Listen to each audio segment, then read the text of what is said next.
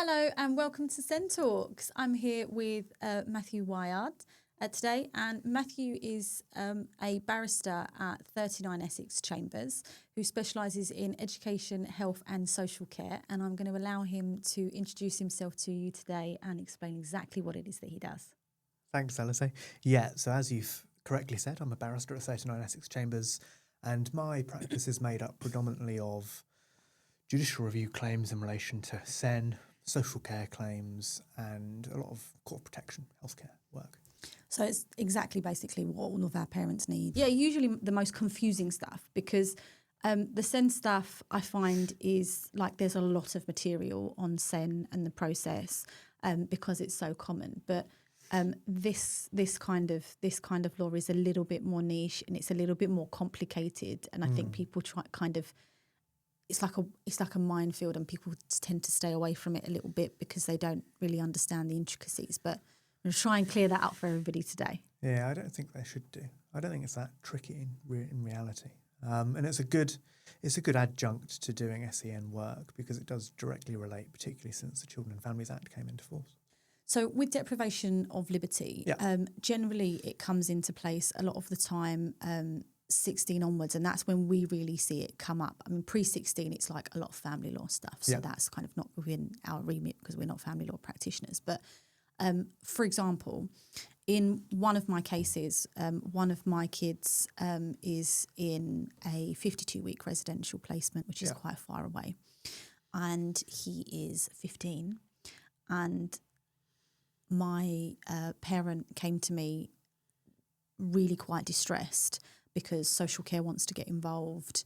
You know, there's issues of capacity and where that young person is going to be, and the issue of doles did come up, and whether there was a deprivation of liberty and whether an application needed to have been made. So can you just explain a little bit about what it is and when we would need it? Right? Yeah, basically, so there's no such thing as a doles order. Yeah. It's a state of being. So if you are in a care home or a school or a hospital or anywhere, and you are not free to leave where you are, and you're subject to continuous supervision and control that's effectively done by the state, then you are deprived of your liberty legally. And that needs to be authorised, subject to being pre-16 when it's consented to by parents under parental responsibility. But when you get to 16, parents can't consent to doles anymore, to deprivation of liberty.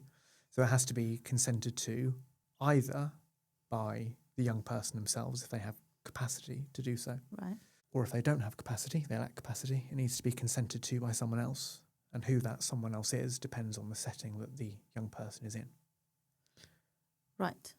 So who is it that consents to that then if they've not got capacity? So if they're in so the two obvious examples when they come up, when I see them come up, are when someone moves from school to a care home. So, for instance, they've gone through the transition process between children and adults services.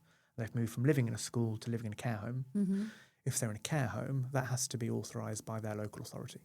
So there will be a deprivation of liberty team under the auspices of the adult social care team that will look at the deprivation of liberty. We'll go through a whole host of assessments. There's about 4 forms they complete, including capacity assessments. And if they consider that the deprivation of liberty is in the young person's best interests, they will authorise it, and they'll issue something called a standard authorisation, which is effectively a glorified form that says, yes, the child or young person can be deprived of their liberty for up to a year. But are they really deprived of their liberty? Is there a difference between like locks being on the doors versus that young person or young adult being able to leave whenever they want? Is there a distinct difference between those? So you have to be not free to leave to be deprived of your liberty. So in a care home, for instance, again, this is the most obvious example, but it comes up in many other circumstances. There will be locks on the doors. So they won't be able to just come and go as they please. If they need to leave the care home, then either they will be accompanied, usually by care staff, or they will have to tell someone where they're going.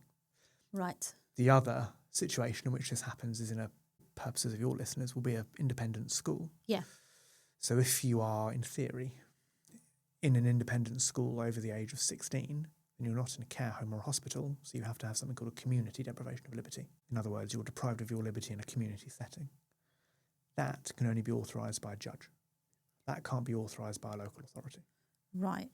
So if we go back to the care home situation where it's the order is, remind me of the wording? Standard authorisation. Standard authorisation. Standard authorisation is given by the local authority. Yeah. What if the parents object to that care home, for example, and they want a different care home, or they don't want them to be in a care home at all, they want them to be at home? Like what happens if there's a dispute between the parents? It might be like a 17-year-old, for example, and for young people who have SEN, that, I mean, a neurotypical 17-year-old probably can make decisions about their liberty and whatnot, but for a 17-year-old who is neurodiverse, that may not be the case. Sure. So if the 17-year-old in your example lacks capacity to decide where they live, or the care and support package that they receive they can't consent to, and there's an objection either from the young person themselves or the family, then you go to the Court of Protection and you'd issue what's called a Section 21A application, which is a deprivation of liberty safeguards challenge. And in that challenge, you directly challenge the care package and where you're living. So you can use it to try to, so it's a common example that occurs is where a mum and dad, their 17-year-old has been living in a care home or a school, and they're moving to a care home. But rather than move to a care home, they want them to come and live at home with them. Yeah. They will say, well, we don't agree to them living at the care home anymore. We want them to come home. They'd issue Section 21A proceedings to challenge the standard authorisation. And in doing so, they would challenge it either on the basis that there are lesser restrictive options available for where the young person can live, or that the relevant care home they're in is not in their best interest. So somewhere better that they could go. Right. And what are the considerations for that care home, for example? What makes one care home better than the other? What is, like, I'm just trying to think about the comparison between the care homes versus when parents are searching for schools for their children and young people. Not too dissimilar, actually. Okay. And this will be welcome news, I guess, to education. No, it would be. The kind of things you're looking at with the care home, I mean, there's a whole host of things. So the key one is whether or not the care home can actually meet the relevant person's needs. There's an obvious similarity there between you look at the suitability of a school and suitability of a care home. And that requires analysis of the package of care, effectively confirmation from the care home that they can provide what's needed. You might look at things like peer groups. So I've got one at the moment where the key challenge is trying to find a care home that this young person can go to because they're only 17. The condition they've got presents similarly to Alzheimer's, which is commonly found in older people. So all of the homes that are being looked at by the local authority are full of 65-year-olds. Oh, no. And we're saying, well, you can't place a 17-year-old in there. What kind of quality of life are they going to have? You then have to look at the care staff, so some of the qualifications of the care staff. Yeah. Look at access to the community.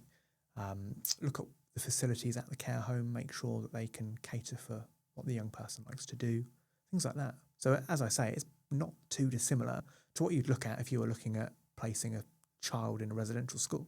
Yeah, because I know that I know a couple of people who have care homes, who own care homes, and they obviously generally it's for the older population naturally, and they have said, like, we're looking at opening a couple of facilities for specifically for young people so that they have that cohort and that there's a need. Do you think there's a need? Yeah, I think there is. I think it would be welcomed by some local authorities. Probably depends on the area. Some of them are better than others, but it's the same as education, right? I mean, there's some good local authorities, some bad local authorities. I mean, I'm from South East London, Kent, so it would be like from around there. But it's I think it would be I think it would be welcome, and I think there's a real need for it, because a lot of, I mean, I was it's welcome news for everybody. I was actually helping out in a friend's coffee shop on Saturday. The lady I was helping with, her son is autistic and is 28. And she was explaining to me how difficult she was finding it to find somewhere for him to try and attempt independent living in that way. And he's, the question of capacity is, I don't think he lacks capacity, because everyone's presumed to have capacity unless proven otherwise. But it's the level of assistance and care that he would get in somewhere like that. So I think that's like a big consideration. Care homes are often looked at because they can be times cheaper. But the other alternative that is often more suitable for young people is supported living. Right. Which is slightly different. So if you think of a care home, you think of, I don't know about you, but my grandparents one of them went into a care home. And you have memories of going in the 90s and the early 2000s, and it's kind of not very nice, not very pleasant. I've never been, but from The Notebook, I think, the film The Notebook, that's what comes into my head. I know that's in like somewhere south in America, but still. Or US sitcoms sitting by the sunny window. Yeah. But for young people who don't necessarily need so much full-on care, i.e. physical care, toileting, things like that, then actually supported living can be a good option. I mean, I'm not a social worker, I can't pick and choose, but from what I see, supported living tends to be better, and it's certainly better at replicating normal life. So if you think of yourself, or you've got siblings who are a similar age, you don't see your mum and dad every day. No. You don't, clean your house every day. Maybe some of you do. I don't. You cook all your own. You might. You cook all your own meals. You go out into the community. You go shopping. Yeah. And supported living can be a really good way of bridging that gap, because they live in not an institutional organisation. They'll live in something that looks much more like a home. So it looks much more like a shared living space. So they'll have their own bedroom, but then there'll be a shared kitchen. They might have a shared bathroom. There'll be a shared living room. Yeah. But there will still be that continuous supervision there from a member of the care team. Okay. And that can look like one-to-one care on a daily basis. Sometimes you get care staff staying overnight, like you would in a residential school. Yeah. And they will be there to assist the young person do things that they couldn't do without care. So perhaps the young person can decide they want to go to the shop. Perhaps if they can't do it, they won't get it right, or they won't have their nutritional needs met. Yeah, yeah. No, I get that. But in that situation, you wouldn't need a standard authorisation. Yes, no, you wouldn't. Standard authorisation. And there's an important distinction there. It's because it's a community placement.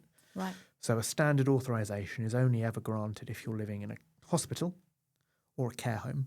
Yeah. Anything else, so supported living, residential schools, is community deprivation of liberty.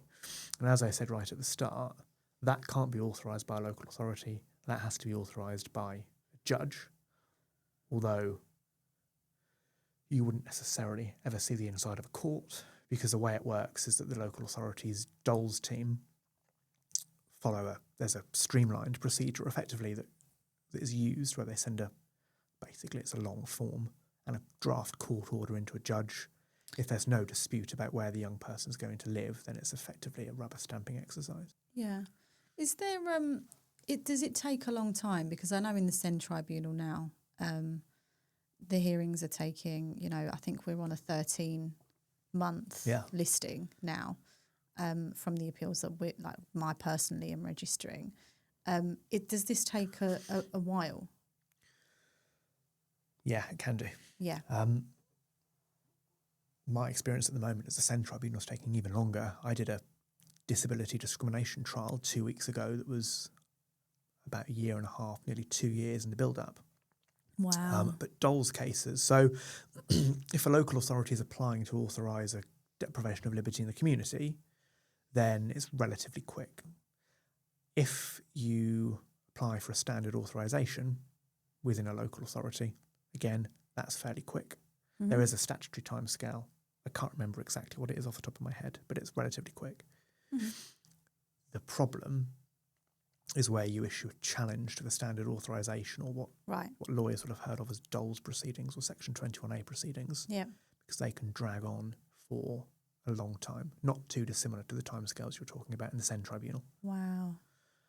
So I think it's something, I think it's something for kind of parents to think about in terms of if they are going to bring a challenge. Then what happens in the interim? Does the young person go to the place that parents don't want them to be at? So because you're challenging the standard authorisation is only actually granted once they're already living in the placement that the authorisation authorises. Mm-hmm. So they will often have to stay there for a period of time. but it's not uncommon in Section 21A applications for there to be an interim move. So what I mean by an interim move is if the young person is in care home A, but family want them to go to a supported living placement. If they can find a supported living placement, or if the local authority's brokerage search, which is their procurement process, identifies a supported living placement that is suitable, has a bed available, then they will often draft a transition plan, a care plan reflecting the change of arrangements, and then they will go to court, say to the judge, we're not sure if this is going to be the final place the young person goes, but it's better than where they are, and therefore we'd invite the judge to grant an interim move. The court will look at it. If the judge considers that the interim move is in the young person's best interest, they'll approve it. The young person will then move in accordance with the transition plan that's been authorised. And then sometimes they stay there, sometimes the proceedings continue. Yeah. Just from listening, like to that really quite concise and helpful summary, I kind of can't help but think that this is a complicated process a little bit.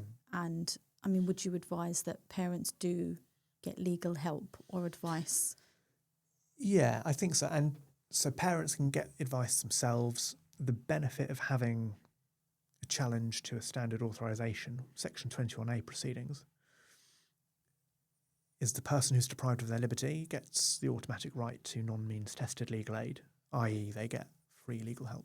They're guaranteed it. Oh, that's really useful. Yeah. So one of two things generally happens. Either parents will issue proceedings, they may be eligible for legal aid, they may have to privately fund. But what they can do is issue proceedings as the young person's litigation friend, or they can invite someone called the relevant person's representative, which is the person who effectively is appointed to safeguard the young person's interests, to issue proceedings on the young person's behalf. And then the young person can go to a lawyer and get non-means tested legal aid.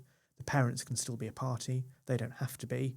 But often, because the young person is being represented for free, if parents can't afford legal representation, they will often be unrepresented. But generally, I tend to think parents' better outcomes come from being represented, particularly if there is a dispute between what they're saying is in their child's best interests and what the lawyers representing the child think is in their best interests. Yeah, because what the parents want is not always necessarily exactly what the expert reports point towards, or exactly what might be in the young person's best interests. So, but that's not uncommon in the SEN context either, right? I mean, we all like to think that when we represent families, that parents, what they're trying to achieve is what is in the child's best interests. But it's not always. Sometimes it's what they believe to be in the best interests of the young person. And when you have expert evidence coming in telling you something different, you have to have an awkward conversation. But often, and certainly my experience of representing parents, particularly in court protection proceedings, is that they don't always think about best interests in the legal construct that a lawyer would. They think of it as, is my child living what looks like a more ordinary life that a neurotypical individual might lead? Yeah. Or they go the other way. And this happens particularly when you've had parents who might have had a rough time with children's services, who might have been through the SEN tribunal multiple times, because they've had to take such an advocacy-focused role for their child. They will try to do the same as an adult. And they will say, well, I should get to see my adult child every day. And they should come and live with me. And you can be sat there having an awkward conversation saying, well, yes, I completely get where you're coming from, but actually most neurotypical adults don't see their parents every day. They don't still live with them. They have an element of independence. And trying to persuade, or at least advise parents that is what the court is going to be focused on can be quite challenging. I think that element of it is really interesting and really important to kind of have at the back of our mind. But is there anything that parents can do to control it somewhat? Yeah, so the main thing, and it depends on the young person. So we've spoken about the idea of capacity. Yeah. And capacity, as you'll know, but your listeners may not be so familiar, is not one concept. So you don't have capacity or lack capacity. Mm-hmm. It's split into various domains. So you can have capacity to decide where to live or to decide how to spend your money, but you might lack capacity to decide to use the internet, or you might lack capacity to decide to sleep with someone. So it's broken down into various different domains.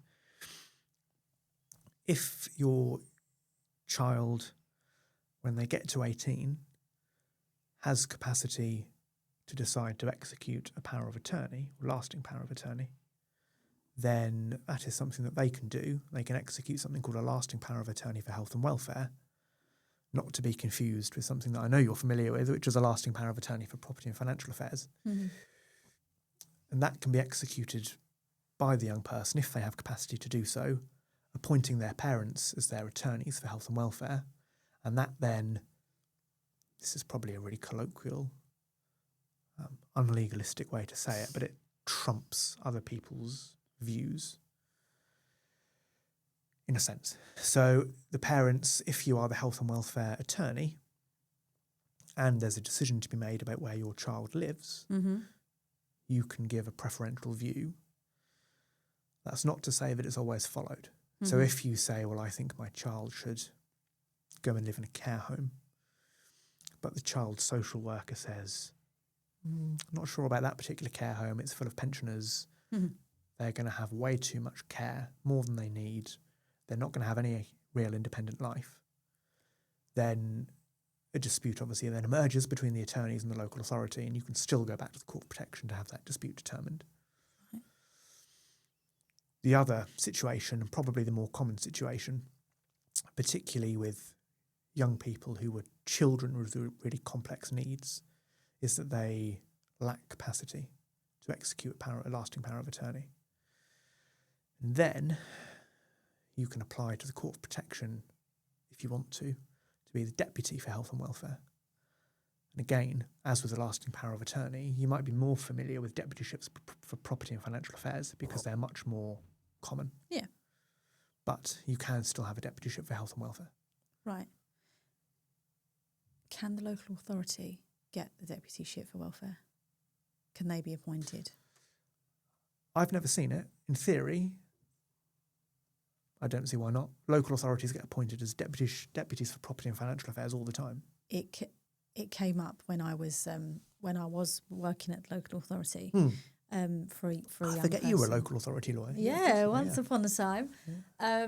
It did come up, and for a young person who did lack capacity, and there was a question of where they were going to go, etc. And there was no welfare order, and somebody in their wisdom said to me, well, let's just apply to get it. And I remember thinking, I'm not sure I'm happy with that. In the end, the situation resolved itself, and there was no need for anybody, because I think everybody just happened to be on the same page. Yeah. There was limited places for that young person to go, and everybody happened to agree on the single place. But I wonder if the local authority made that application before parents made that application, what would happen? I don't mean to make anybody listening panic, but I do remember it came up. So there is in theory, a hierarchy of people who should be appointed deputies. The case that it comes from is in relation to the appointment of a property and finance deputy. Mm-hmm. But the starting point is usually for family member to be a deputy. Yeah. Makes sense, right? Yeah, of course, yeah. So if there was, if I was representing the parent and the local authority applied for a health and welfare deputyship, I would object and then say I wanted to be deputy, or advise them to say they wanted to be deputy. Yeah. And subject, but you do more than object that. Yeah. And subject to there being any, if a local authority is applying to be a health and welfare deputyship, there's probably some safeguarding issues. Of course, yeah, that's this. But if there's not, you'd be heavily objecting and you'd be saying, well, no, obviously we should be deputy. Yeah. But, personal welfare deputyships are difficult to get generally. Right. So why? Because, well, for two reasons. One, so in the Mental Capacity Act 2005, which is the Act of Parliament that governs all of the mental capacity work that I deal with, there is a statutory preference for decisions to be made by the court and to appoint a deputy to make it. So in other words, if a decision needs to be made about where someone lives, rather than apply to be appointed deputy to make that decision, you might apply to be appointed deputy to make that decision. The judge is highly unlikely to grant you your personal welfare deputyship. Mm-hmm. They're much more likely to say Section 16 of the Mental Capacity Act gives preference for court-based decision-making, and therefore I'm not going to grant you your deputyship order, but what I will do is allow you to issue proceedings for a judge to determine where that person should live. Yeah. So that's issue number one. Yeah. Second issue is that there's a very old case now called Re Mottram, which is relied upon by the, well, it's not relied upon by the court, it's raised by the court as a reason to not grant personal welfare deputyships a lot of the time, on the basis that effectively says just because you had PR doesn't mean you should retain responsibility for decision making for a child when they reach 18, because they're no longer a child.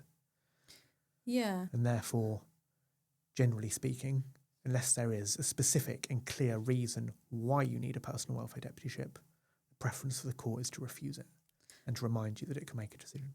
Yeah, it's almost like protecting the young person, I suppose, from, you might laugh, but I suppose from a situation similar to what the Britney Spears saga was all about. Yeah. Receivership. So receivership in the States, I say this as a non-US qualified lawyer, so any that are listening will probably cringe. Yeah. But as I understand all the caveats. As I understand it, receivership in the States is, for all intents and purposes, the same as deputyship in the UK. Yeah. I mentioned the case of Mottram. There is perhaps some glimmer of hope now, because about 2 weeks ago, there was a case came out called Parr, and it was either East or West Cheshire Council, one of the Cheshire councils, which was a really interesting case, and it's actually a really important case for people with disabled children to know about. Effectively, it was an application for a personal welfare deputyship brought by someone who, as I understand it from the decision, was fairly well known in the Cheshire area as being a parental advocate. So I think they did SEN tribunal advocacy. I'm not 100% sure on that. Mm-hmm. But either way, they're described in the decision as being a well-known advocate in the area. Mm-hmm. I think they had links to charities for children with SEN. Okay.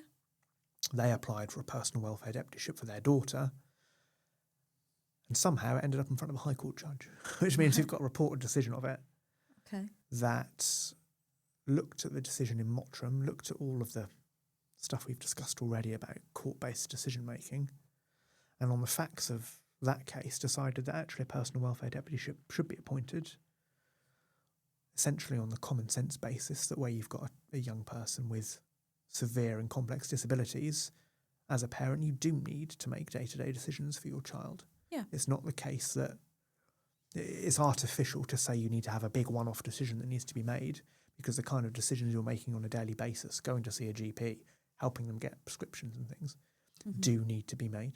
And mm-hmm. actually it's much easier with a personal welfare deputyship to do that. Mm-hmm.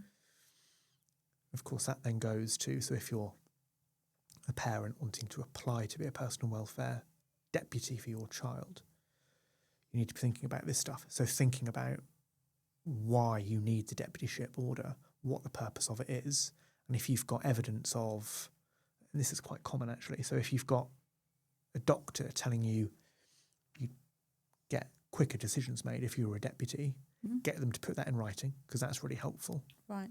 And if you can show evidence of where decisions have been delayed or not been made because you didn't have that decision-making ability, that's really useful evidence when you're applying to be a deputy. Yeah. I think that's really useful, and I think that case kind of maybe is a little bit more modern and a little bit more understanding of the day-to-day reality. Yeah, exactly.